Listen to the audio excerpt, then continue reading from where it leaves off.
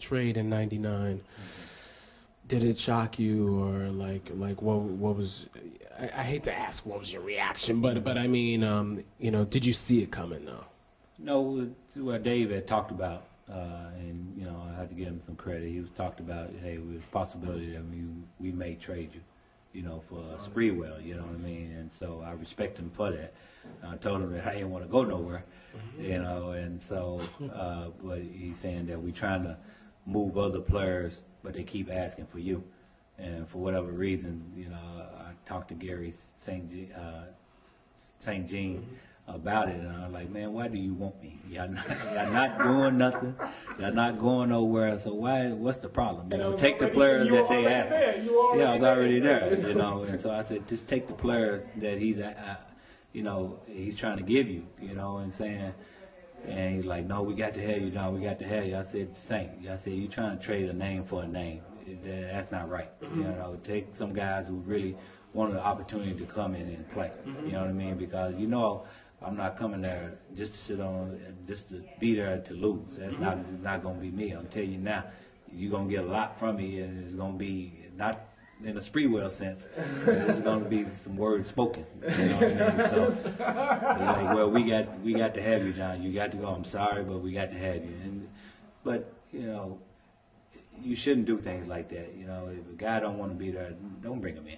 You know what I mean? That's the thing. What you think, getting in there, he's gonna change his opinion? That's not happening. That's not happening. You know, I've been in the league long enough, especially a veteran, maybe a younger guy. You know what I mean? But a veteran guy knows his league inside out. He knows when he got an opportunity to win and what have you. So, you know, you have to take his word for what he's saying. Right. That his word, his opinion is not going to change about that team once he get there, period. Yeah.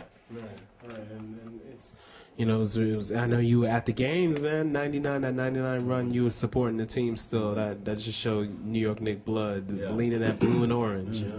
Yeah, no, obviously I still have, you know, friends on the team and you know, friends within the organization and stuff like that. And obviously my heart will always be with New York and what have you. And it was exciting to see them get an opportunity. I knew that we was going to go back to the championship that year anyway, even without the trade.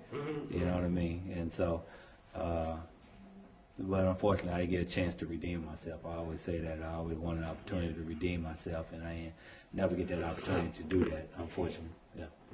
Well, and, you coached the Westchester Wildfire while your book was published. And would you, I mean, because I'm going to ask you about Zipway too, but would you be interested if, say, a college program called you to coach, or NBA coach asked you to be on the staff? Would you be interested? I would never say never, no matter what. You always keep your options open. Right now, I'm involved, obviously, with my clothing company right now, and so if a right deal came along and this is all taken care of, I probably would. I enjoy coaching during my time in the USBL, and so. And plus, I love helping young players. I love giving them opportunity and showing them some knowledge and stuff like that, because these kids out here are very, very talented, but a lot of them are just lacking a lot of knowledge about the game and how to go about being professionals and how to lift their games to another level. And so, yeah, I would love to get back into it, you know, as I, you know, stabilize everything that I'm doing in business. And talk about Zipway more, about, you know, what inspired you to start it and everything like that. Actually, it was invented by a guy by the name of Darren Nunn. He's out of Bakersfield, California, and he invented this concept of transitioning in and out your pants very quickly.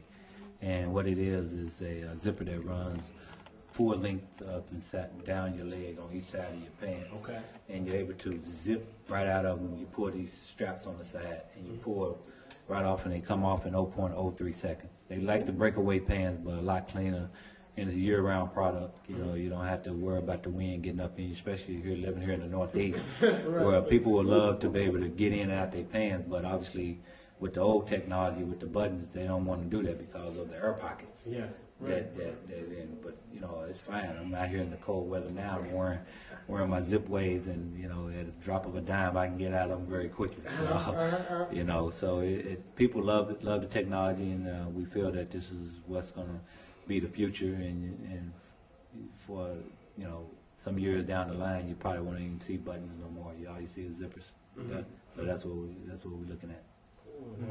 One more question for you about your foundation, John Starks Foundation, which over 120, I believe, scholarships, college scholarships given to local students in the Tulsa area, and you're giving those kids an opportunity that you weren't given. So talk about what you instill with them and what you tell them and the advice you give them. Well, I started this foundation back in '94 to give kids the opportunity to go to school, for those who didn't have the financial wherewithal, to help give them a jump start to further their education back in Tulsa, my hometown. And, you know, it's been going very well thanks to the support of actually corporations and people up here in the New York area that I was able to give back to my hometown. And now we're doing it up here in the tri-state area. We give out around about 13 scholarships a year up here in the tri-state area, as well as I give 2 back in Tulsa. And so, is it four-year scholarships? No, it's 1 year scholarships, but they can reapply every year if they maintain their grade point average. If they and we have a lot of kids maintain their grade point average, so we continue to help them out so long as they do that. So. It's been very gratifying to me, because I'm giving people opportunity that I probably didn't get a chance to get while I was coming up and needed financial help and things of that nature. And so, for me personally, it's nice to see that what I'm doing and the fruits of my labor over the years is really benefiting other people and giving them an opportunity to do something with their lives. And so, you have a lot of talented young people out here, but a lot of them is not getting that opportunity to move on and do great things. And so I'm just a vehicle to provide them with those tools that they need in order to run, because as you see, when you give them young people opportunities, they're going to reach for the sky and they're going to soar. And so if we can continue to do that, then this world will be a lot better place out. I met you, I had the honor to meet you, one more thing, in 2008 Basketball Hall of Fame enshrinement weekend. Patrick Ewing, Patrick Riley, and Hakeem Olajuwon all inducted. I mean, I know you just, wow. That weekend, how was it for you? It was incredible.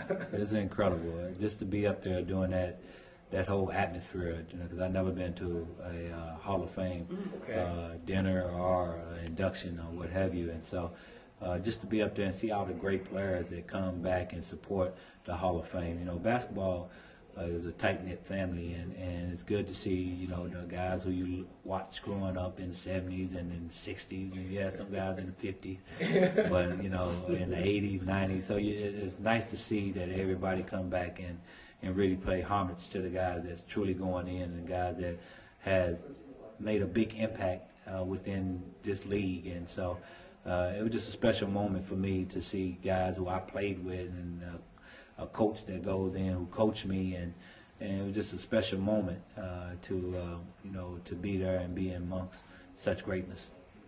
And I want to say, Mr. Starks, it was an honor to have you on the show, and thank you for your time, because I've been always fascinated with the way you play, and fascinated even more with your life as I read your book.